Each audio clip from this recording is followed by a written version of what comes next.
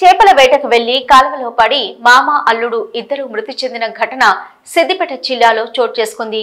కొండపాక మండలం మంగోలు గ్రామం సమీపంలో ఉన్న మల్లన్న సాగర్ ప్రాజెక్టు కాలువలో చేపలు పట్టేందుకు పల్లిపహాడ్ గ్రామానికి చెందిన శివకుమార్, రాయపోలు మండలం ఎల్కటికి చెందిన కృష్ణయ్యలు ఇద్దరు కలిసి వెళ్లారు.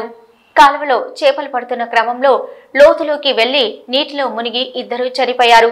విషయం తెలుసుకున్న పోలీసులు ఘటనా స్థలానికి చేరుకుని మృతదేహాలను బయటకు తీశారు. మృతదేహాలను పోస్టుమార్టం నిమిత్తం గజ్వేల్ ఆసుపత్రికి తరలించారు.